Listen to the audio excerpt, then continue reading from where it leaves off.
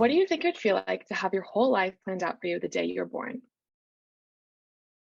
Plans of being a doctor or a restaurant owner are all cast aside simply because of your gender. While this does not in any way encompass the whole population, this is the reality for a high percentage of Hispanic women.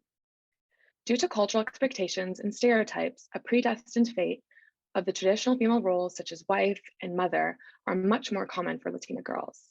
These expectations can cause lasting consequences on the girl's confidence and self-esteem. My name is Katharine Levayen. I'm a senior at St. Stephen's and St. Agnes in Alexandria, Virginia.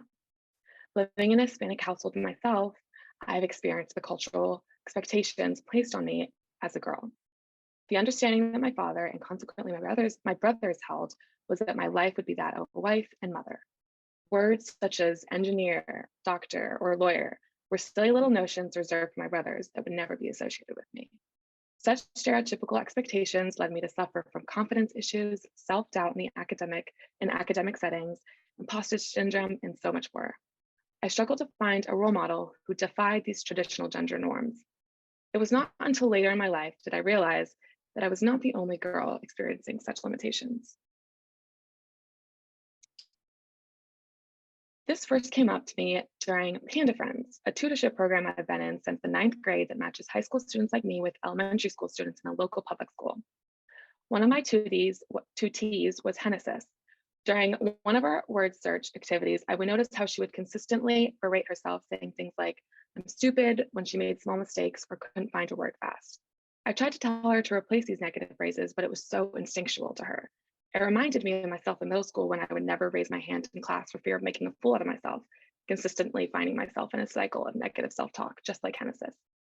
This is when I realized that the issues I found within myself were in so many other young Hispanic girls, and made me realize how much I wanted to help these girls. Before moving on, though, I also wanted to make clear how confidence within Hispanic girls is a multifaceted and complicated issue.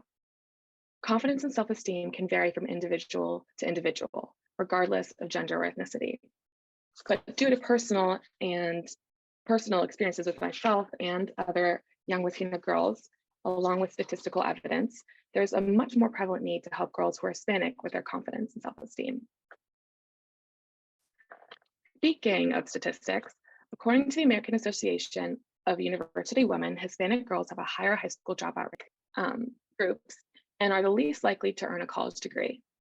More specifically, the dropout rate for Latina women ages 16 to 24 is 30% compared with 12.9% for Black women and 8.2% for white women. So what exactly does confidence have to do with these studies specifically? More studies have shown that students who have higher levels of confidence are more likely to excel in school, showing how confidence is an important factor in academic achievement. So how exactly is all of this going to be addressed? Through my venture, Her World, I hold once-a-week sessions with young Latina girls ages 6 to 12 in St. Rita's Mother of Light Center, a nonprofit in Alexandria, Virginia, where we combat confidence and self-esteem issues to help these girls with having a great foundation of confidence within themselves.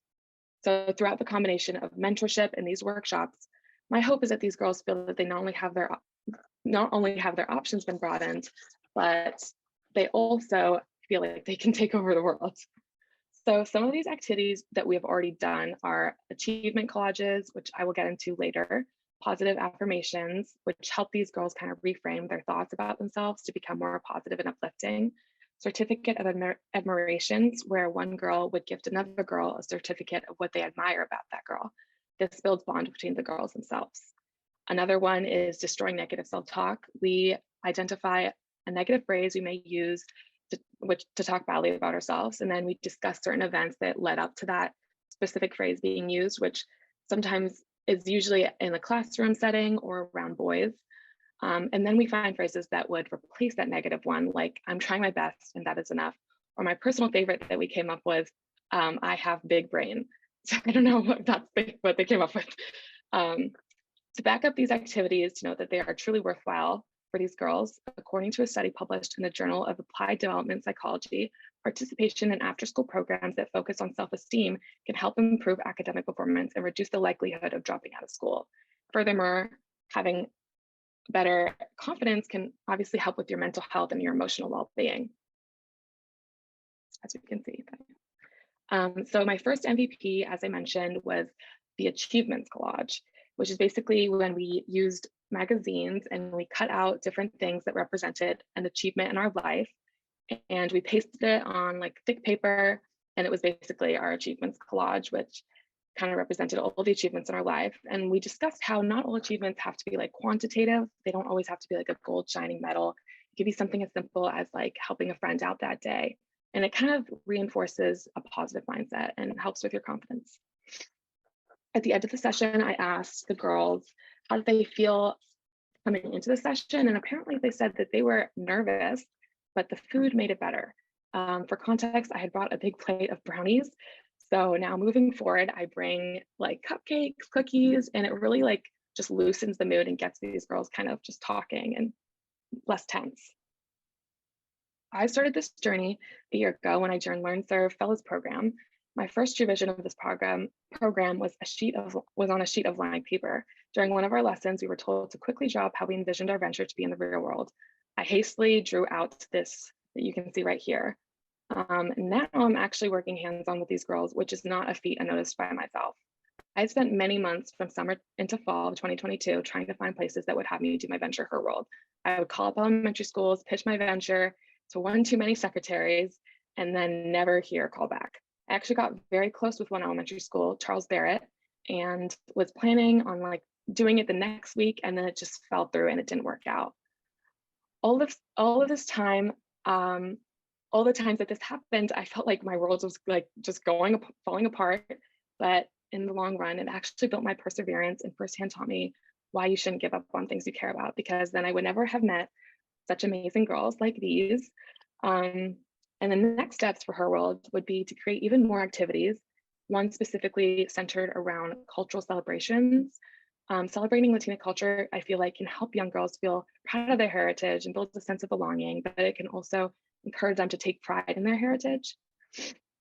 Also, moving forward, I'm now fully incorporated into the Reach for the Stars after school spring session, which, if you don't know, Reach for the Stars is created by Danielle Pascal, who's also in Learn Serve, and it's designed to help children with the negative effects of homelessness and poverty.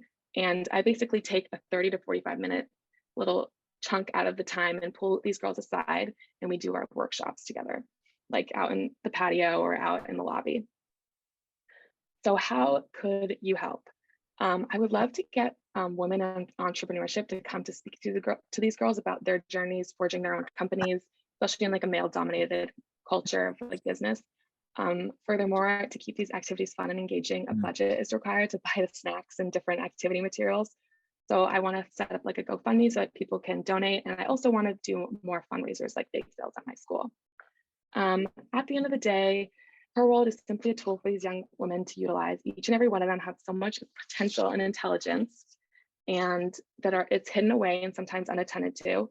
Her World, through mentorship and workshop, will allow each young woman to develop her full potential and change the world.